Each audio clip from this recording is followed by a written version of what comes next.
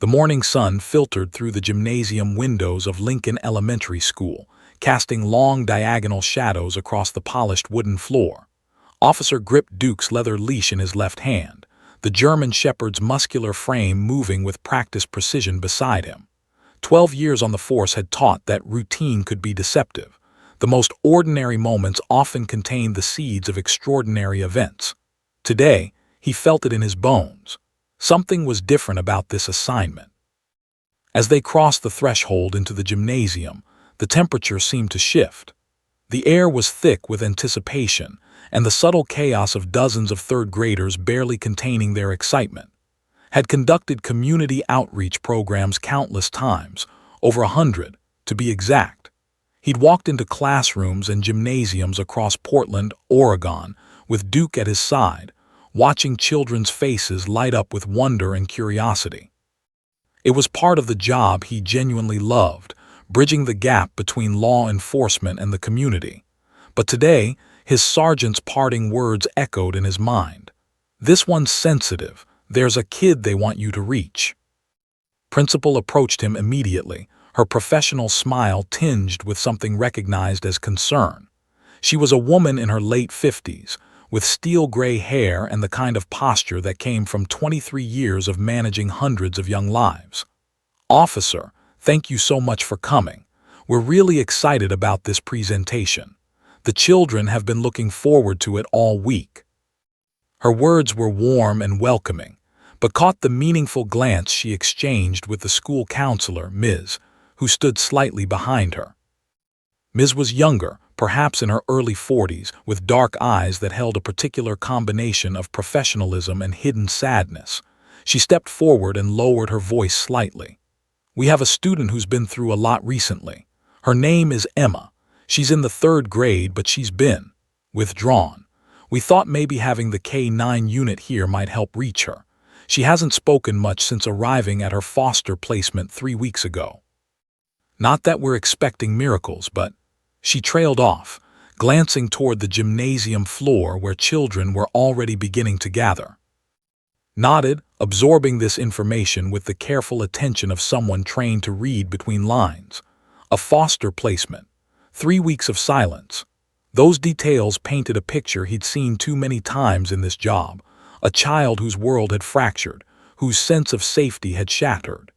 He'd attended enough training seminars and spoken to enough child psychologists to understand the language of trauma. And while he was a police officer, not a counselor, he'd learned that sometimes a dog could communicate what words could not. "I'll keep an eye out," assured them, giving Duke's leash a gentle tug. The dog responded instantly, his ears perking up as if he understood his role was about to begin. Duke was a 4-year-old German shepherd with a coat the color of burnished mahogany and charcoal, perfectly groomed and alert. But what most people didn't realize about Duke was his emotional intelligence. Beyond his training in drug detection and suspect apprehension, Duke possessed an almost supernatural ability to sense distress in people. Had seen the dog deliberately position himself next to anxious children, offering his head for them to pet, as if he understood their pain. As they moved deeper into the gymnasium, scanned the crowd with a practiced eye. There were maybe 80 children present, their voices creating a cacophony of excitement that bounced off the gymnasium's high ceilings. Most of them clustered in small groups near the bleachers, their attention already fixed on the man with the impressive police dog. Some pointed, some whispered to their friends. A few were practically vibrating with the desire to get closer. But then saw her. Standing apart from the main cluster of children, near the corner where the bleachers met the wall, was a small girl. She wore an oversized sweater despite the gymnasium's comfortable temperature, the kind of sweater that suggested someone had picked it without considering fit, just grabbed whatever was available. Her dark hair hung forward, partially obscuring her face, and even from a distance, could sense the profound isolation radiating from her.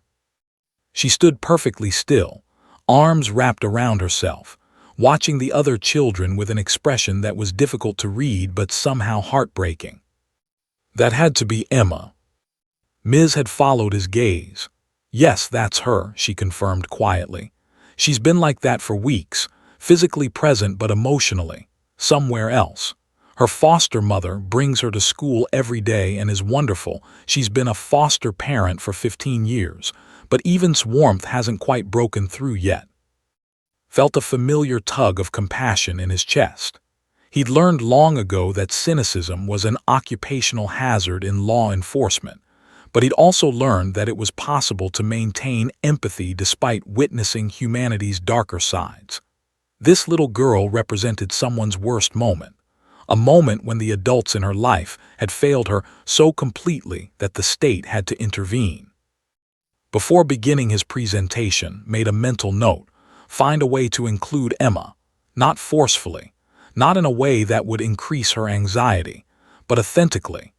He discovered that children who'd experienced abandonment often responded better to genuine interest than to forced enthusiasm. "Let's get started," said the principal, adjusting his uniform and straightening his posture. Officer came to the forefront, professional and authoritative. Duke sensed the shift too, sitting perfectly at attention beside his partner. As the children began settling down, eyes turning toward them with rapt attention, caught one final glimpse of Emma. She hadn't moved from her corner. Her eyes had fixed on Duke, though, and for just a moment, a fraction of a second so brief almost doubted he'd seen it, something flickered behind those hollow eyes. Recognition, memory, hope.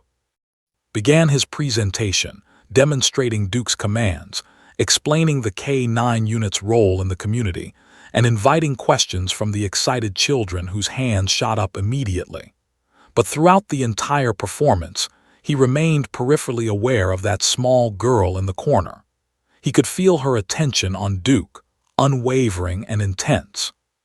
He had no way of knowing that his decision to attend this event, combined with that small girl's moment of recognition, would change everything. That two simple words were about to tear open a mystery that would eventually restore a broken family. But as he worked through his prepared remarks, found himself thinking that maybe, just maybe, that's exactly why he and Duke had been sent here today. The universe had a way of putting people and animals exactly where they needed to be.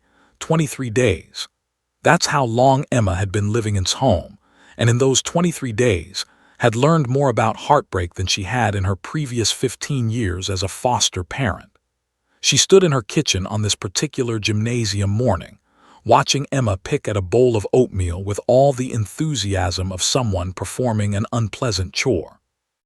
The girl sat at the breakfast table in her oversized sweater, the same cream-colored sweater she'd arrived in, washed now but still too large for her fragile frame.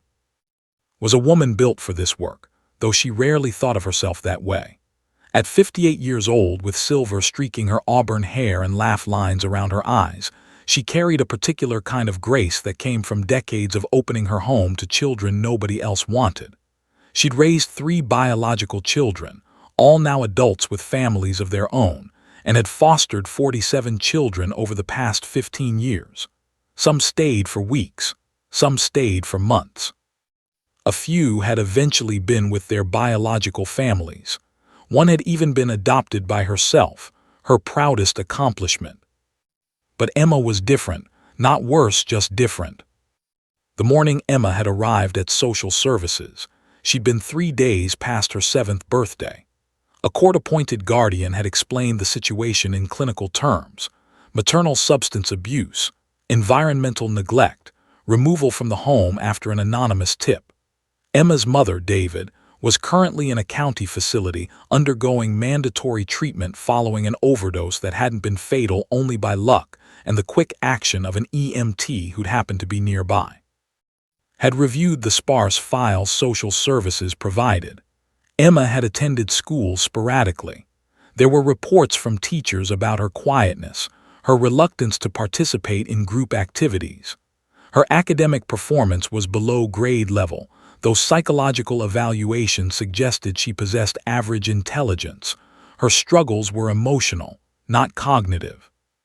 There had been no prior foster placements, meaning this was Emma's first time outside her biological family's care, first time separated from everything she knew.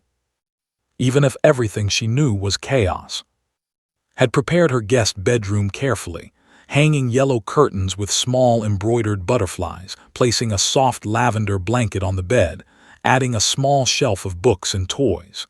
She'd learned over the years that children arriving from crisis situations often didn't care much about physical comfort, but providing it anyway sent a message. I prepared for you. I was expecting you. You matter. Emma had walked into that bedroom and said nothing. She'd looked at the butterflies without expression. She'd sat on the bed without bouncing or exploring. She just existed. That was the word kept returning to in her mind. Emma didn't live in the house so much as she occupied space within it. She moved through rooms like a ghost, present but not truly there. She attended school because walked her to the bus and picked her up from it. She ate the meals prepared, usually managing about half of what was offered. She wore the clothes had purchased, mostly comfortable, casual items in soft colors. She slept in the guest bedroom, her light on until nearly midnight most nights, though never heard a sound from her. The selective mutism had been noted in her file but hadn't truly understood what it meant until she experienced it. Emma didn't refuse to speak. It wasn't defiance or stubbornness. Rather, it seemed that the capability to produce words had simply disappeared. Her mouth would open slightly sometimes as if she might try, but nothing emerged. Not even small sounds. Not even yes or no when directly asked questions. She communicated through gestures, a nod, a shake of the head, a pointed finger. Through her eyes, which occasionally flickered with something that might have been understanding or might have been despair. Had consulted with a child psychologist who explained that selective mutism typically emerged in response to extreme anxiety or trauma. The mind sometimes protected itself by shutting down certain functions.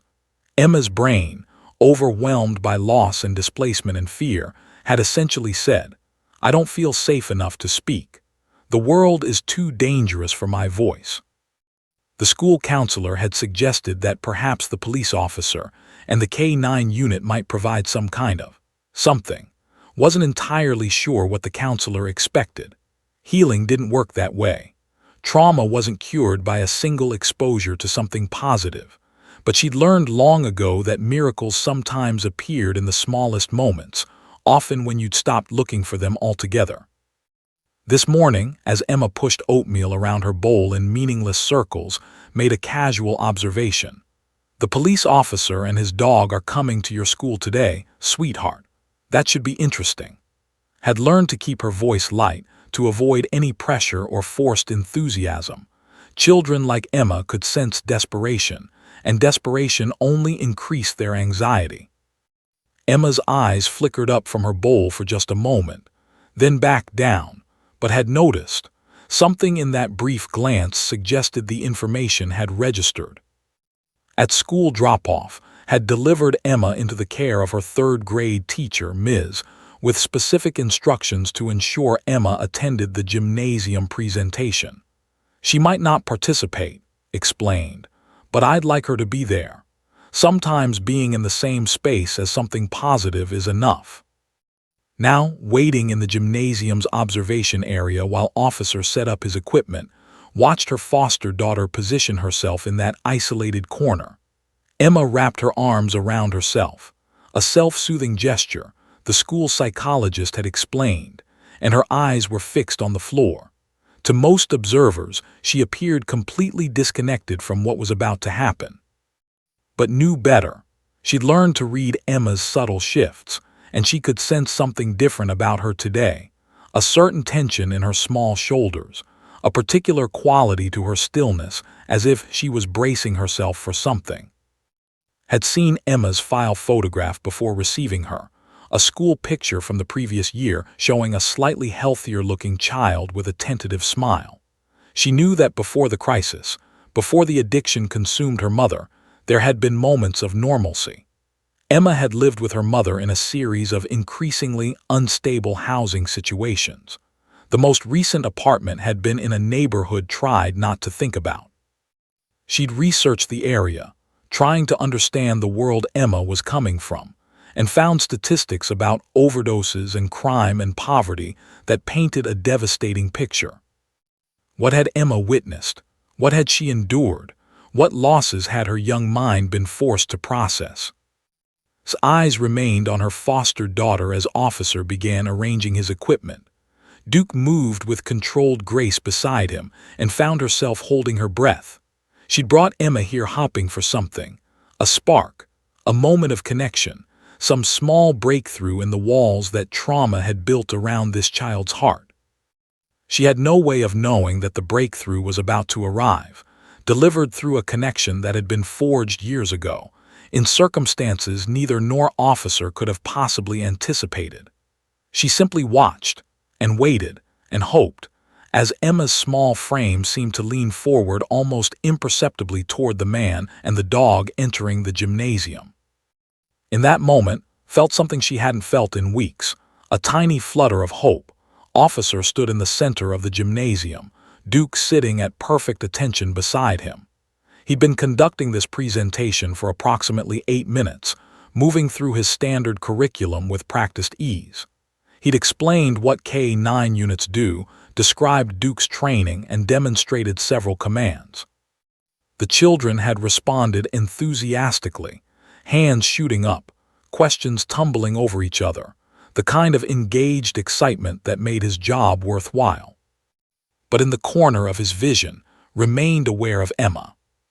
The small girl in the oversized sweater had not moved, not once. While other children leaned forward in their seats, craned their necks to get better views, and practically vibrated with excitement, Emma remained absolutely still. Her arms were still wrapped around herself. Her face was still partially obscured by her dark hair, but something had shifted in her posture. Where before she seemed to be withdrawing inward, she now appeared to be leaning forward, just fractionally, as if every fiber of her being was concentrated on Duke. Had learned through years of experience that people, and especially children, were drawn to authenticity.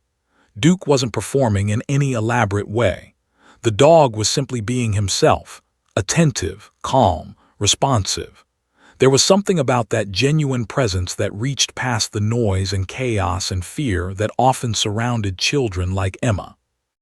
Principal had positioned herself in the gymnasium center, managing the crowd of excited third graders.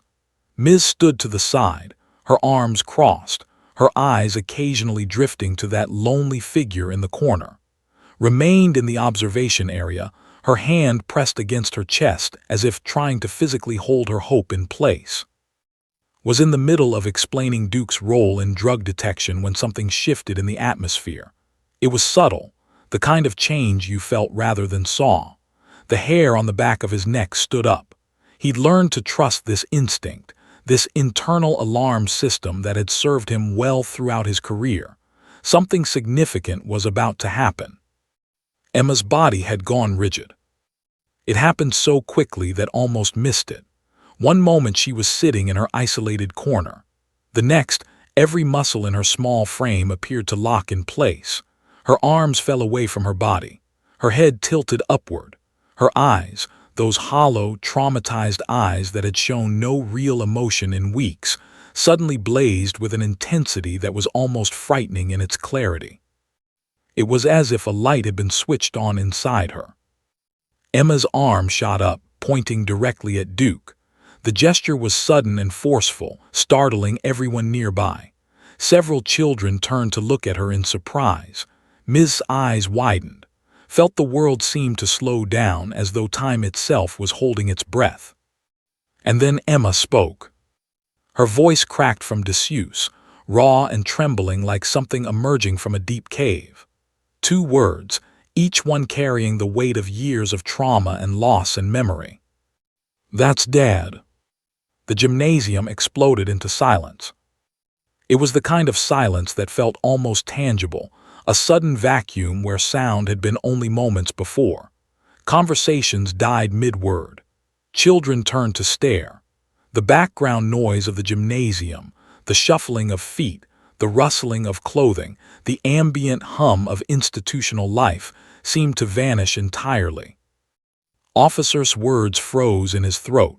His mouth remained half open, mid-explanation about Duke's training protocols. His mind raced, trying to process what he'd just heard. In his 12 years as a police officer, he'd encountered countless unexpected moments, but nothing had quite prepared him for this. His hand flew to her mouth, her eyes going wide.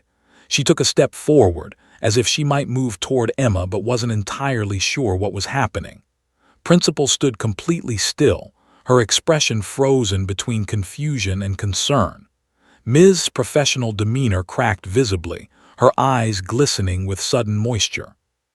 Emma remained standing, her finger still pointed directly at Duke, her body still rigid. Tears began to stream down her face, not quiet tears, but the kind that seemed to overflow from some deep reservoir of grief and recognition and longing that had been building for weeks, months, perhaps years. "That's Dad," she repeated, her voice slightly stronger now, though still raw with emotion. "That's my dad." Duke, responding to Emma's emotional distress with the emotional intelligence that made him exceptional, stood up from his sitting position. But he didn't approach aggressively or with confusion. Instead, he moved toward the small girl with deliberate slowness, his body language communicating calm and safety. The dog sat directly in front of Emma, his warm brown eyes meeting her tear-filled ones. It was as if the rest of the gymnasium ceased to exist. The world contracted to just these two beings, a 7-year-old girl who hadn't spoken in weeks, and a 4-year-old German shepherd who seemed to understand something profound about the moment. Emma made a sound then, not quite a word, more like a release of pressure that had been building for an impossibly long time. She dropped to her knees and wrapped her arms around Duke's neck, her entire body beginning to shake with the force of her crying. Real crying. Deep, cleansing, soul-deep crying that spoke of loss and confusion and the sudden, unexpected resurrection of memory. Felt tears pricking his own eyes. He'd learned long ago not to suppress emotional responses to moments like this. This was real. This was human. This was the unpredictable, beautiful, devastating reality of the work he did. Had moved forward now, approaching Emma and Duke slowly, her own tears flowing freely. She knelt down beside the little girl, not saying anything, just being present. Sometimes presence was all that was needed. Sometimes the greatest gift you could give a traumatized child was simply to witness their pain without trying to fix it immediately.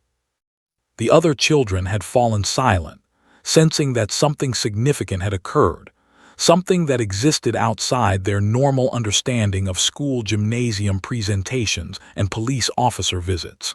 They watched, quiet and respectful, as if their young intuition understood that they were witnessing a moment that mattered.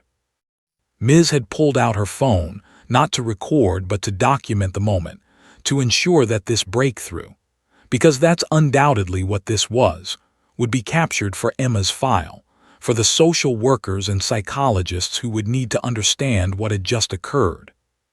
Officer stood frozen, Duke's abandoned leash hanging limply from his hand. In his mind, he was already racing backward through time, through records, through possibilities. Because he understood something in that moment.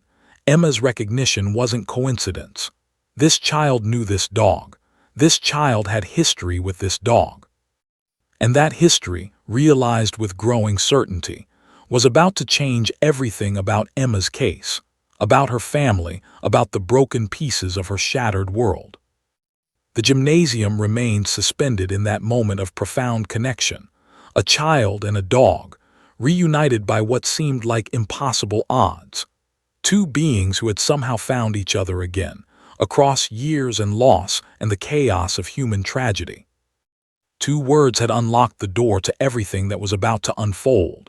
The gymnasium had transformed into something between a crime scene and a therapy session. Principal had quietly ushered the other third graders back to their classrooms, her trained administrator's mind immediately recognizing that something significant required privacy and adult management. Within minutes, the gymnasium was cleared except for the essential people: Officer, Duke, Emma, Miz, and Principal. Emma remained on her knees beside Duke, her arms still wrapped around the dog's neck, her breathing beginning to stabilize from the intense sobbing that had consumed her moments before. The tears continued to flow, but more quietly now, as if some internal dam had broken and was slowly releasing years of accumulated pressure. Duke remained perfectly still, his training evident in his calm acceptance of Emma's emotional weight. The dog's head rested against the girl's shoulder, and if Officer hadn't known better, he would have sworn Duke understood exactly what was happening. Crouched down slowly, moving with the deliberate caution one might use approaching a frightened animal. He'd learned through years of child crisis intervention that sudden movements could startle traumatized children back into their shells. He positioned himself at a distance that felt respectful rather than intrusive. "Emma," he said gently, his voice low and calm. "My name is Officer, this is Duke. Can you tell me what you mean? How is Duke your dad?" Emma's body stiffened slightly at the sound of his voice. She lifted her head, her tear-stained face emerging from Duke's neck. Her eyes met, and in that gaze, he saw something that moved him deeply, a combination of longing and confusion and a desperate need to be believed. But she didn't answer. Her mouth opened slightly, as if she was attempting to form words, but nothing emerged. The selective mutism had reasserted itself. It seemed that those two explosive words had exhausted her speaking capability, at least for now. Moved closer, placing a gentle hand on Emma's back. "It's okay, sweetheart. You did something amazing just now. You used your voice. You don't have to say anything else right now." Her eyes met over Emma's head, and he saw the unspoken question there. What just happened? What does this mean? Ms. had retrieved a box of tissues and a bottle of water, placing them within reach. She sat down on the gymnasium floor herself, adopting a non-threatening posture that said, "I'm here. I'm listening. Whatever this is, we'll figure it out together." Remained in his crouch, his mind already operating on multiple levels simultaneously. The practical part of him, the trained officer, was running through possibilities. A child speaking about a dog as her father could mean several things. It could be metaphorical. Perhaps she'd had a stuffed animal or a dog in her early life that she'd called Dad as a young child, and the similarity had triggered the memory. It could be a trauma response, a confused mixing of people and animals that her brain had somehow conflated. Or, and this possibility made police training sit up and take notice, there could be something else entirely. "Emma," said slowly, "did you have a dog before? A dog that looked like Duke?" Emma nodded, her head moving in a small, controlled gesture.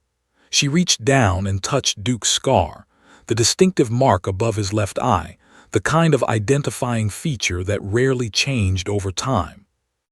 "This scar," continued, his voice carefully neutral. "Did the other dog have a scar like this?" Another nod.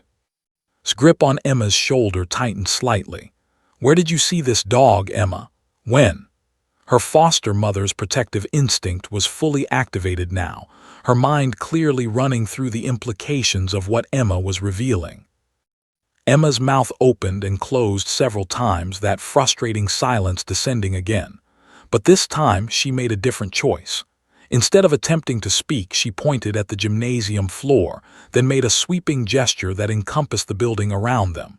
Then she pointed downward, not to the floor of the gymnasium, but in a direction that could only mean down, lower, beneath. "Downtown," Ms. ventured, her professional training recognizing the sign language of trauma communication. "The downtown area." Emma nodded urgently, her entire body seeming to vibrate with the effort of communicating what she couldn't say aloud. Stood up, his mind already beginning to piece together a puzzle that seemed almost impossible. He looked at Duke, then back at Emma. "Emma, did you live downtown? With your mom, did you live in the downtown area?" A vigorous nod.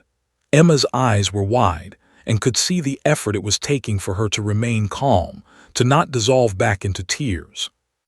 Principal, who had been quietly observing this exchange, suddenly gasped. "Oh God," she breathed. Her file, It said something about environmental neglect, and I should have read it more carefully. His face had gone pale. She looked at with an expression that mingled fear and understanding. Homelessness, said quietly. You think Emma lived on the streets with her mother? It wasn't a question, nodded slowly. It would explain the timing. It would explain why she's responding to Duke this way. But if that's true, then, he trailed off, the implications too large to voice.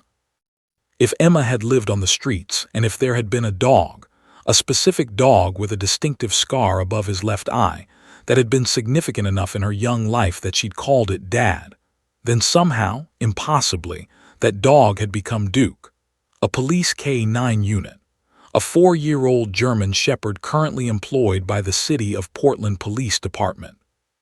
The probability of that should have been astronomical. Ms. had already pulled out her laptop.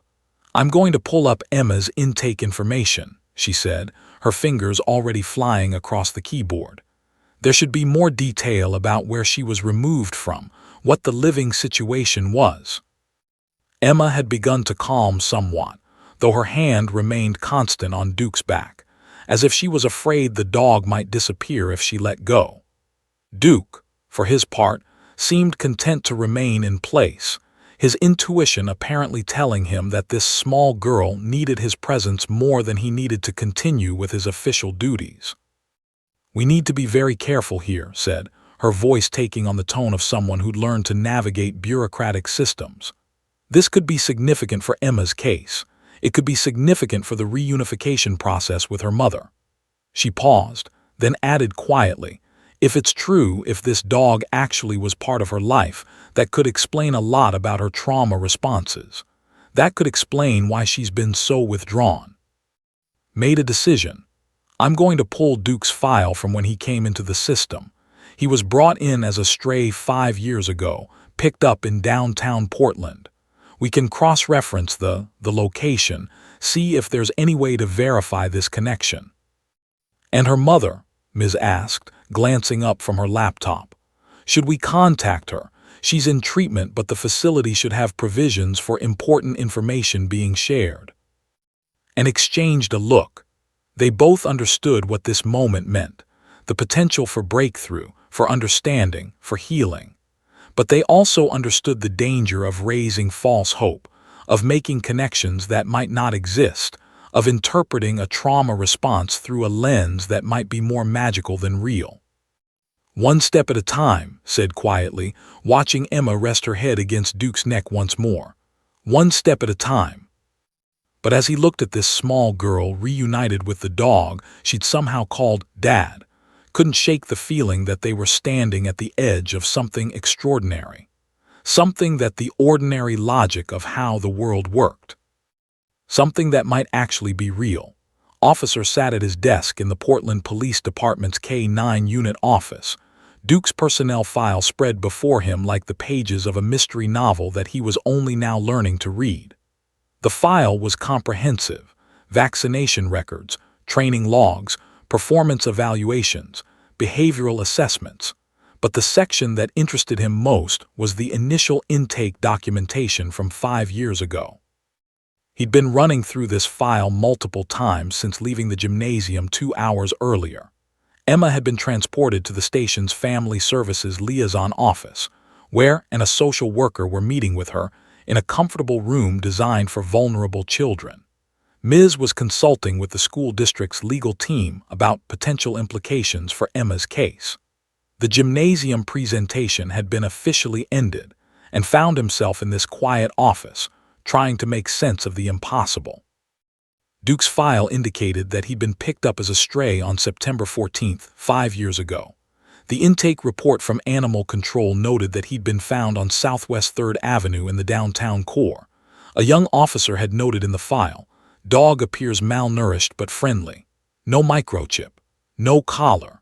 Brought in by community member who found him near Burnside Street shelter. Animal was protective of a sleeping person in the area, had to be coaxed away. His hands trembled slightly as he read those words. Protected a sleeping person. The timeline aligned perfectly. 5 years ago would place Duke at approximately 1 year of age when he was found, which meant he'd been born around the time Emma would have been an infant or toddler. If Emma had lived downtown with her mother, if they'd been near the Burnside Street shelter. He opened his computer and began searching through the K-9 unit's digital archives. The transition from stray dog to police K-9 hadn't been automatic. Most strays ended up in shelters where they waited for adoption or, in cases where resources were limited, were euthanized. But Duke had been fortunate. The intake notes indicated that he'd been flagged by a volunteer at the Burnside Street Community Shelter. There was a name attached to that notation, Volunteer Coordinator. Picked up his phone and dialed the number for the Burnside Street Shelter. It was mid-afternoon on a weekday, and his hope of reaching someone who'd been there 5 years ago was slim, but he had to try. A woman answered on the third ring. Burnside Street Community Shelter, this is Carol speaking. How can I help you? Yes, hi, I'm officer with the Portland Police Department's K-9 unit. I'm trying to reach. Is she available? There was a pause. Well, she's not working today, but I can give you her number if it's important. Is everything okay? Has something happened? Nothing's wrong, assured her. I just need to ask her about something from several years ago, something involving a dog. Carol gave him his number and thanked her and disconnected. His heart was pounding as he dialed the volunteer coordinator's personal number. What were the odds that she'd still remember a specific dog from 5 years ago? Probably minimal, but he had to try. Hello, a woman's voice answered, cautious and questioning. Is this asked? Yes, who's calling? My name is Officer. I'm with the Portland Police Department's K-9 unit. I'm sorry to call out of the blue, but I'm trying to verify some information about a dog that may have been brought to the Burnside Street shelter about 5 years ago. He had a distinctive scar above his left eye, and he was picked up near the shelter. Does that ring any bells? There was a long silence on the other end of the line. When spoke again, her voice had changed, become softer, more emotional. The dog. Oh my God, you mean? Are you talking about the one who protected that little family, the mother and her baby?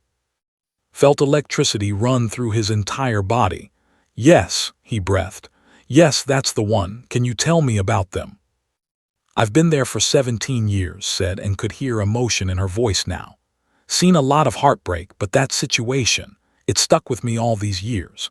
There was this woman, David was her name, and her daughter, Emma, I think. Tiny little thing, probably around 3 years old at the time. They were living in their car, parked near the shelter. The mother was clearly struggling with addiction, but that baby was so loved. Was taking frantic notes, his mind racing to piece this together. And the dog. The dog showed up one day, just appeared, started staying near their car. The mother couldn't afford to feed herself properly, let alone a dog, but that animal. He was fiercely protective of both of them. I remember watching him position himself between them and some aggressive individuals who were causing trouble in the area. I tried to get the family into a program, but the mother was resistant. She was in the grip of her addiction by then, you know.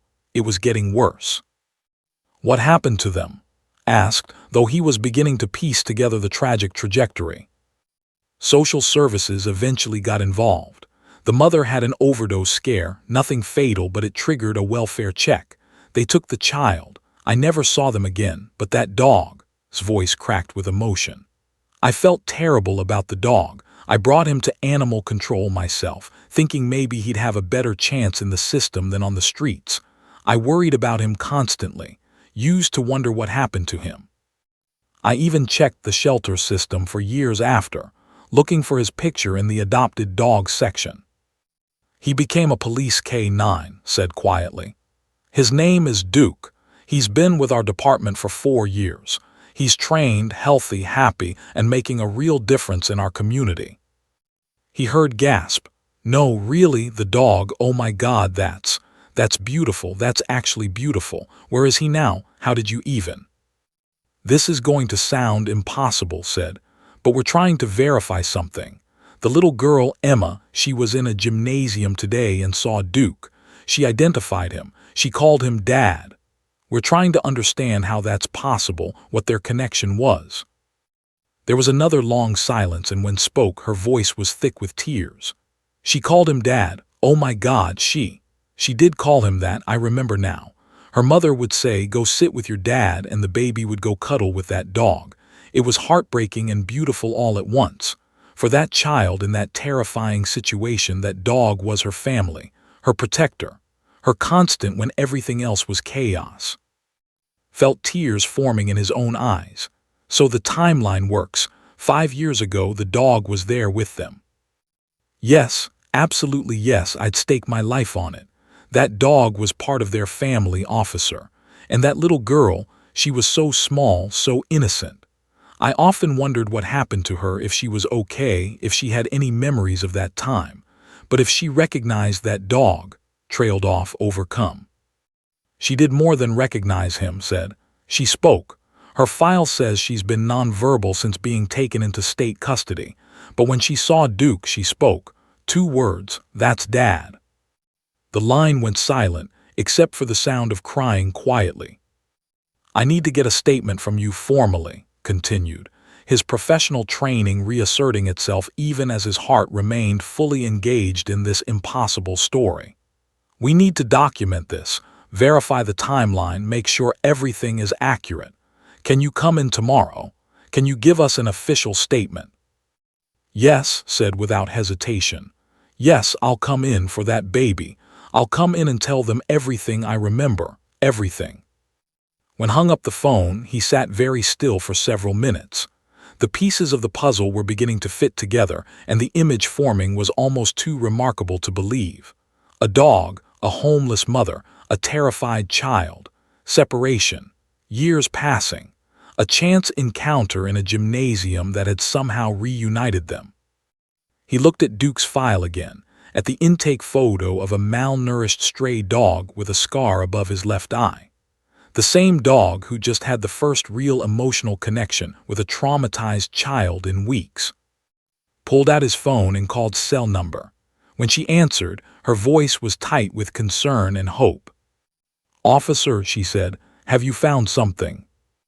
I think we have the beginning of something very significant, replied. Can you bring Emma back to the station tomorrow? We're going to need to have some conversations. I think we're about to confirm something that most people would say is impossible. As hung up the phone, he looked out the window of the police station toward the K9 unit's kennel area, where Duke was resting after the day's events. The dog had been brought inside the station, kept close to, as if even the dog understood the significance of what was unfolding. 5 years, that's how long they'd been apart, and somehow, incredibly, Emma had recognized her childhood guardian, the dog who'd protected her, the dog she'd called Dad. Against all odds, against the chaos of life and loss and the broken systems that separated families, a little girl and a police dog had found their way back to each other. The story spread like wildfire through Portland's local media channels. By the following evening, it had been picked up by regional news outlets. By the next morning, it was trending on social media platforms across the country. Nonverbal foster child speaks first words to police dog she hadn't seen in 5 years. Miraculous reunion, dog and girl separated by homelessness find each other again. Against all odds, the impossible connection between a traumatized child and a K9 officer. The narrative was irresistible because it contained everything people craved: heartbreak, hope, redemption, and the inexplicable magic of connection transcending time and circumstance. News crews camped outside the police station. Social media influencers shared Emma's story. Animal welfare organizations reached out offering support. The human interest angle was impossible to resist. A little girl, a lost dog, years of separation, and a chance encounter that had restored the child's voice. But in a treatment facility in Salem, Oregon, David was experiencing a very different version of that story. David sat in a group therapy session when one of the facility's counselors pulled her aside. The woman, a kind-faced therapist named Jennifer, looked unusually emotional. "David, I need to show you something. I wasn't sure if I should, given where you are in your recovery, but I think you need to see this. Your daughter. Something incredible has happened." The next 30 minutes changed everything about David's recovery trajectory. She sat in Jennifer's office, watching video after video of her daughter. The gymnasium footage was grainy but clear enough. A small girl pointing at a police dog, her voice trembling as she spoke for what appeared to be the first time in months. "That's Dad," Emma said, and David's entire body seized with the force of recognition and grief and something close to transcendent joy. "Is this real?" David whispered, her hands shaking as she watched the video again and again. "Is this actually my Emma?" Jennifer sat beside her, maintaining the careful professional distance that she'd maintained throughout David's treatment, but her eyes were filled with compassion. "It is. And according to the caseworkers I spoke with this morning, there's more. The dog, it appears to be the same dog that Emma knew when you were living downtown. The same dog that—" David didn't let her finish. She already knew. She remembered that dog with a clarity that surprised her, given how many of her pre-treatment years had been hazily medicated by substance abuse. She remembered the protective presence. She remembered her daughter curled against that animal's warm body while she tried to sleep. She remembered calling him her dad in those dark hours when David couldn't be what Emma needed. The realization that her daughter had recognized that dog, that after 5 years of separation, Emma had somehow identified her childhood guardian, broke something open in David that had been locked shut since her arrest and court-mandated treatment.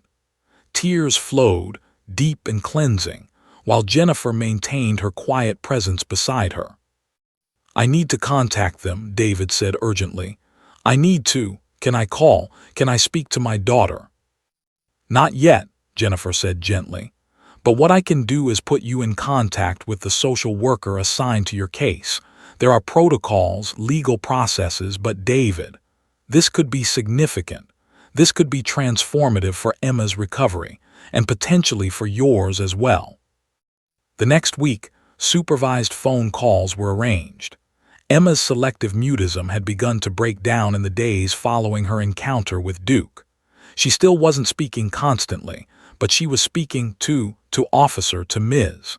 Her responses were limited, often just a few words, but they represented the reopening of a door that trauma had slammed shut. During the first phone call between Emma and her mother, Emma spoke approximately 15 words. For Emma, for a child who hadn't voluntarily produced language in weeks, it was a revolution. David wept through the entire conversation, barely able to form words herself. "I heard you, baby," David said over and over. "I heard your voice, I heard you." Officer began visiting the foster home twice weekly with Duke. These visits quickly became the highlight of Emma's week, and more importantly, they became therapeutic touchstones that seemed to unlock something deeper in the child's emotional processing. During the first formal visit to his home, Emma had been shy and careful, reestablishing her connection with Duke slowly, as if she was afraid the dog might disappear again if she moved too quickly. But Duke displayed his own recognition, moving directly to Emma and positioning himself against her legs in that protective stance that had described from 5 years ago. "It's like he remembers," had whispered too, watching the interaction. "I think he does," replied. "Dogs have remarkable memory, especially dogs with strong bonds to people. The fact that he was protective of her in a survival situation, that kind of connection doesn't disappear just because years pass." By the third visit, Emma had begun to talk during the time she spent with Duke. Nothing elaborate, just simple observations and questions.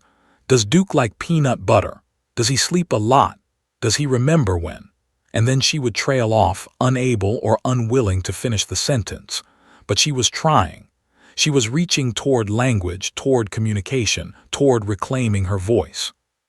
Had brought photographs from the shelter. Images had recovered of the dog from 5 years ago, pictures that made the connection irrefutable. Seeing those photos seemed to anchor something in Emma's mind, to validate the memories she carried. This was real. Her connection was real. The dog had been real. During the fourth visit, something shifted. Emma asked directly, "Can I see my mom?" The question hung in the air, heavy with implication, and exchanged a meaningful look. The social worker had informed them that David's treatment was progressing well, that the facility had noted marked improvement in her commitment to recovery, and that she'd been asking repeatedly about supervised visitation. "We're working on that," Sweetie said, sitting down beside Emma and Duke. "Your mom loves you very much, and she heard your voice. On the phone, remember?" Emma nodded, her hand stroking Duke's fur with a repetitive motion that seemed to calm her. "Duke remembers Mom," she said quietly. It wasn't a question. It was a statement of fact delivered with the certainty of a child who understood, on some level beyond conscious thought, that this dog carried the memory of her family intact. "I think he does," confirmed, crouching down to Emma's level. "Dogs are really good at remembering the people they love." In his professional assessment, noted that the presence of Duke appeared to be facilitating Emma's emotional regulation in remarkable ways. Every time Emma saw the dog, her body language relaxed. Her speech increased. Her affect brightened perceptibly. The dog had become more than a pet. He'd become a transitional object, a bridge between the traumatic past and the hopeful future. By the end of that week, social services had approved supervised visitation between Emma and her mother. It would take place in a neutral location, with a social worker present. It would be limited to 2 hours, but it would happen. David had been sober for 9 months. She completed her treatment program requirements, submitted to regular drug testing, attended counseling sessions, and begun working with a vocational training program. The social worker's report noted that David's motivation for recovery had intensified dramatically after learning about her daughter's breakthrough. As brushed Emma's hair before the first supervised visit, the little girl asked one more question. "Will Duke be there?" "Not at the first meeting," explained gently. "But Officer promised that Duke can visit with you and your mom together soon. Would you like that?" Emma's nod was emphatic. She understood, in the way children often do, that Duke was the bridge that connected her mother to her. That the presence of the dog would make everything easier, safer, more bearable. That night, as drove home with Duke in the back of his patrol vehicle, he couldn't shake the sense that he was witnessing something extraordinary. A family that should have remained broken was finding a way to heal. A little girl who'd lost her voice was learning to speak again. A dog was becoming the emotional anchor that made everything possible. Against all odds, against systems designed to separate and compartmentalize, love and memory and the inexplicable bond between child and animal were creating a pathway toward restoration. The Supervised Visitation Center in downtown Portland was designed to feel less institutional and more like a home. There were soft colors on the walls, comfortable furniture arranged in conversational groupings, and a small play area stocked with toys and books. It was meant to put traumatized families at ease, while maintaining the legal protocols that required observation and documentation. Emma sat on the edge of the couch, her small body rigid with a combination of excitement and anxiety. Sat beside her, maintaining a calm, reassuring presence while trying not to project her own emotional investment in this moment. Officer waited just outside the room with Duke, the dog having been approved to participate in the visitation after the social worker had reviewed clinical notes about Duke's therapeutic impact on Emma. When David walked through the door, Emma's breath caught audibly. 5 years. That was how long they'd been apart. 5 years since David's life had imploded, since the consequences of addiction had finally reached a point of no return, since the state had intervened and separated them. 5 years is a lifetime for a young child. Emma had been barely 3 when they were separated. She was nearly 8 now, shaped by those years into someone fundamentally different from the toddler who'd been taken away. But when David looked at her daughter, she saw both the baby she'd lost and the child Emma had become. Tears immediately streamed down David's face. "Emma," she breathed, as if saying her daughter's name was the most important word she'd ever spoken. Emma didn't move from the couch. Her eyes had gone very wide, and her hand gripped S's arm with surprising strength. For several long moments, neither mother nor daughter moved. The social worker, Maria, observed from her position near the room's entrance, her professional experience telling her that this was a delicate moment requiring absolute patience. "You can give your mom a hug if you want to," said softly. "She's been waiting for this." Emma still didn't move. David, respecting her daughter's hesitation, sat down in the chair across from them. She made no attempt to force closeness, understanding on an instinctive level that pushing would only deepen Emma's anxiety. "Hi, baby," David said, her voice trembling. "I know this is strange. I know it's been a really long time, but I'm so happy to see you. I've been thinking about you every single day." Emma's lip quivered. "You look different," she said quietly. It was perhaps the most significant observation she'd made in weeks, a statement that acknowledged time's passage, change, separation. "I am different," David agreed, nodding slowly. "I got healthy. I got sober. I did that because I wanted to be your mom again. I wanted to be someone you could trust." The social worker made a notation on her clipboard. The honesty in that statement, the appropriate acknowledgement of responsibility and change, was exactly what the family court system wanted to see. This was a mother who understood what she'd done wrong and was actively working to become better. For the first 20 minutes, the conversation was halting and awkward. Emma answered questions in short responses. David asked about school, about home, about Emma's favorite activities.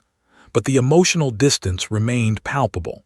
This was a child and a mother separated by years and trauma, trying to bridge a gap that seemed impossibly wide. Then Emma asked, "Is Duke coming?" David's eyebrows rose. "Duke? Who's Duke?" Smiled gently. "Officer has a K-9 partner named Duke. Emma, well, Emma has a very special connection with Duke." Before David could respond, appeared in the doorway with Duke on his leash. The social worker had approved this addition to the visitation, nodding in her assessment that the presence of the dog had a measurably positive effect on Emma's emotional regulation and willingness to engage. What happened next was remarkable. Duke entered the room with his characteristic calm professionalism, but the moment his eyes landed on Emma, something shifted. The dog's body language changed. He moved toward Emma with deliberate purpose, his tail wagging with genuine recognition. Emma's entire demeanor transformed. She stood up from the couch and dropped to her knees as Duke approached, wrapping her arms around the dog's neck exactly as she had in the gymnasium weeks earlier. "This is Duke," Emma said, her voice gaining strength and clarity. "He was my friend when I lived with you. He kept me safe. He was like my dad." David stared at her daughter, then at the dog, trying to comprehend what Emma had just revealed. Understanding began to dawn on her face, memories surfacing of the protective animal that had remained constantly by their side during those dark months, when addiction had consumed her life and her ability to care for her child. "Oh my God," David whispered. "The dog from the shelter. I remember him. He would sleep against you when—" She couldn't finish the sentence, the shame and grief and recognition of what she'd put her daughter through overwhelming her. "He remembered you too," said gently. "He became a K-9 officer. He's been helping the community. But Emma recognized him, and more importantly, his presence has helped Emma process her trauma and begin speaking again." David looked at Emma, then at Duke, then back at Emma. Fresh tears began to flow, the kind of tears that seemed to carry the weight of years of guilt and loss and the desperate hope of redemption. She stood up and moved slowly toward her daughter, not attempting to touch, just being present. "Can I sit with you?" David asked, addressing both Emma and Duke. Emma nodded, and David lowered herself to the floor beside her daughter. For the first time, they were physically close. Emma didn't pull away. Instead, she leaned slightly against her mother while maintaining her grip on Duke's fur.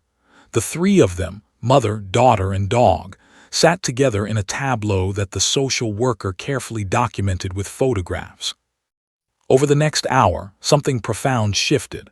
Emma began to speak more freely, telling her mother stories about school and an officer.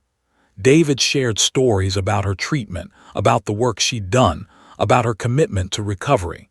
Duke remained perfectly positioned between them, his presence seeming to ease the awkwardness and facilitate connection.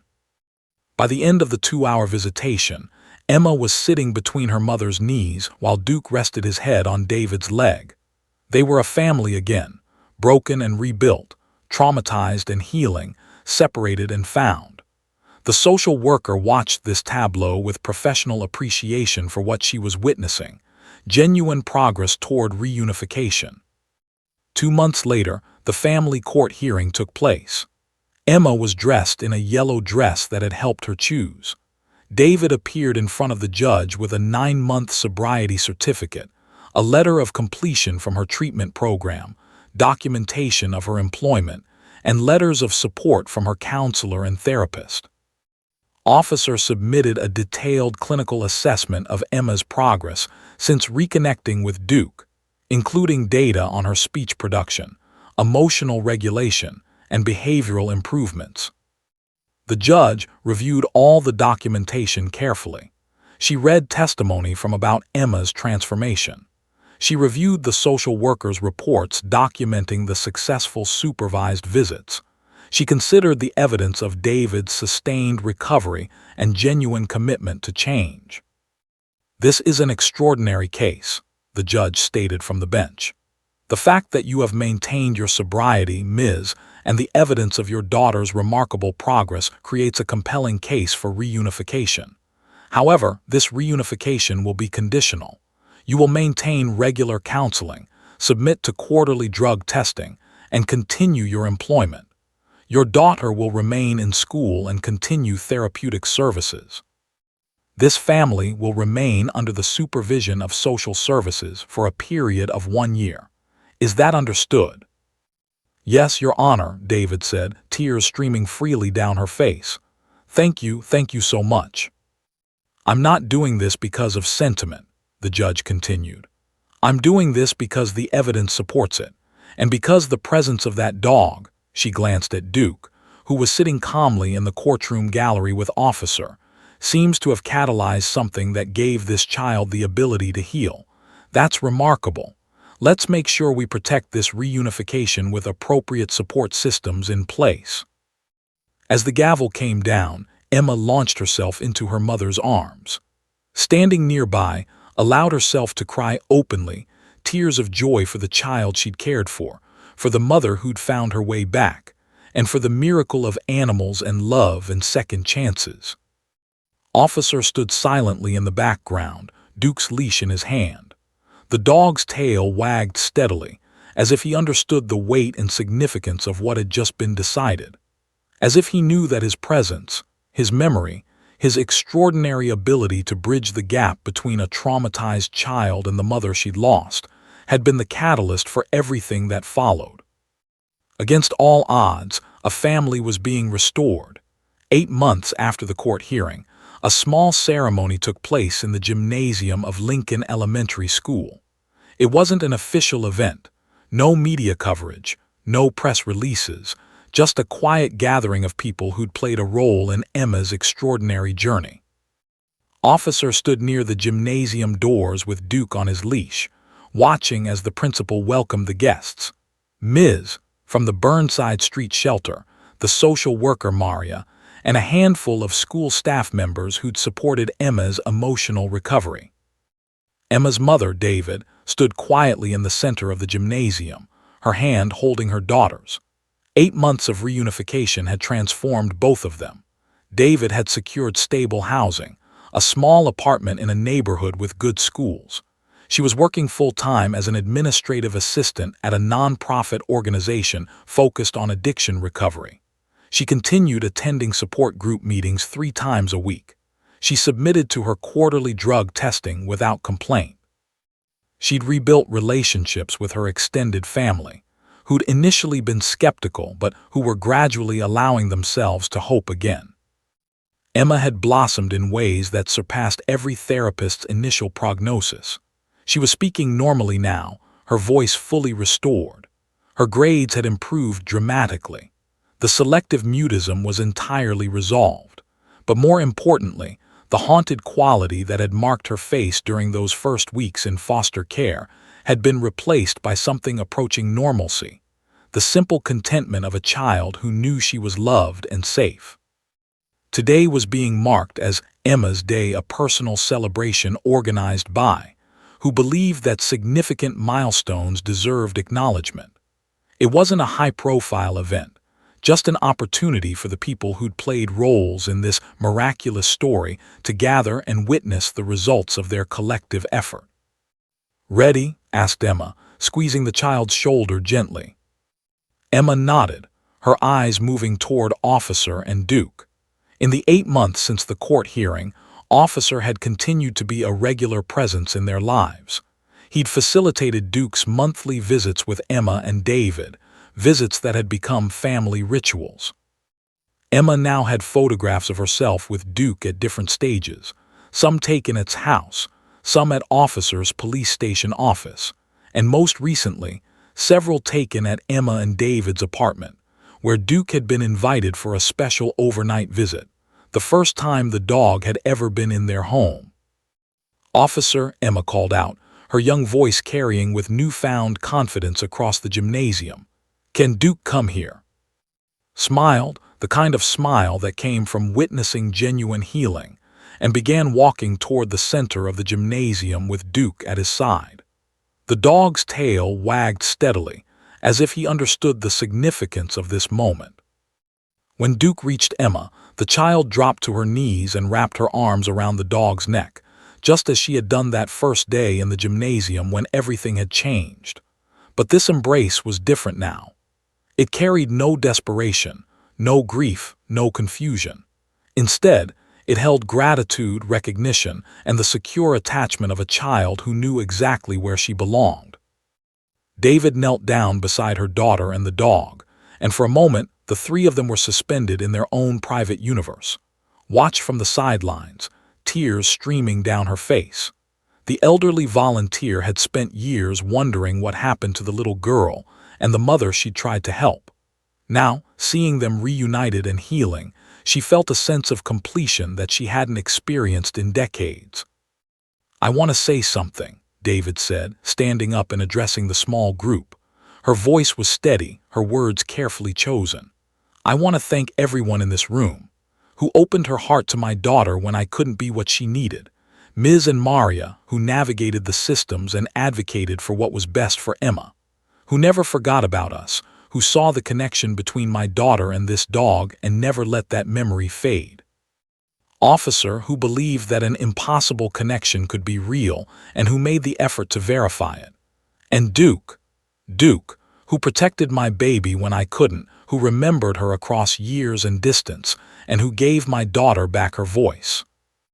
Moved forward and embraced David.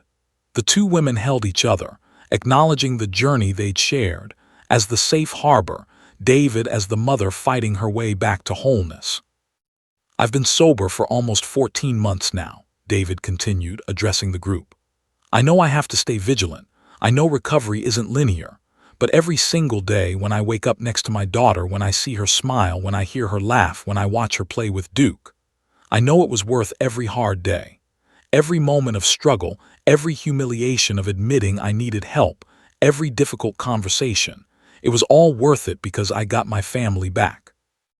Ms. stepped forward with a folder. "I wanted to share something with everyone," she said, opening the folder to reveal Emma's school records. Emma's progress over the past 8 months has been remarkable. Her reading level has jumped from below grade level to on par with her peers. Her math skills have improved significantly. But more importantly, her emotional and social development has been extraordinary. She's making friends. She's participating in class. She's engaged with learning. This is a child who, by all clinical measures, should have struggled with significant emotional and behavioral issues for years to come. Instead, she's thriving. Officer listened to all of this with the kind of quiet satisfaction that came from witnessing genuine change. He'd been part of countless cases throughout his career, but few had touched him the way this one had. Few had demonstrated so clearly the power of seeing beyond protocols and statistics to recognize the individual human stories underneath. Approached Emma directly. "I wanted to tell you something," the elderly volunteer said, kneeling down to Emma's level. "I knew your mom when you were very little. I knew you, and I knew this dog." She reached out and stroked Duke's head. "I've thought about you both for so many years, wondering if you were okay, hoping you were happy. And to see you now together, healthy, loved, it's the best thing I could have hoped for." Emma reached out and hugged. "Will you come visit us?" she asked. "You can meet all my stuffed animals, and you can have cookies with me and Mom." Looked at David, and David nodded. "Of course," said, "I would love that." As the small group gradually dispersed, lingering to share conversations and take photographs, Emma stood with Duke, her small hand resting on the dog's back. She looked up at Officer. "Will Duke always be my friend?" she asked. "Always," confirmed. "Duke is part of your family now, and I'll make sure you get to see him whenever you need to. That's a promise."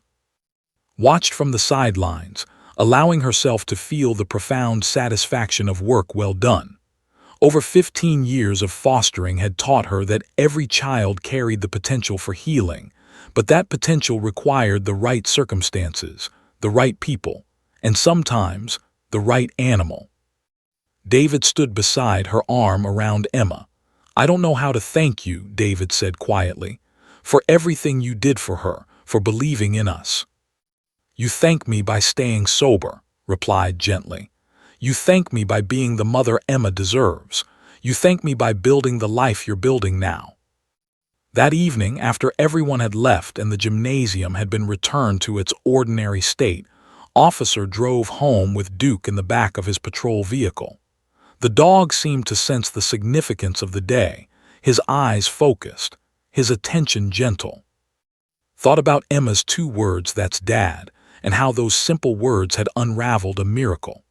He thought about the impossible odds that had aligned to bring a homeless child and a stray dog together, then separated them across years, then reunited them in a gymnasium on an ordinary Tuesday morning. He thought about how recovery wasn't about grand gestures. It was about showing up. It was about believing that healing was possible. It was about understanding that families could be broken and then painstakingly rebuilt, that love could survive separation, and that sometimes, against all statistical probability, the universe conspired to return people to each other. Duke's tail wagged steadily in the back of the patrol vehicle, as if the dog understood, as if he carried within him the memory of a little girl and the knowledge that he'd given her back her voice, her family, her future.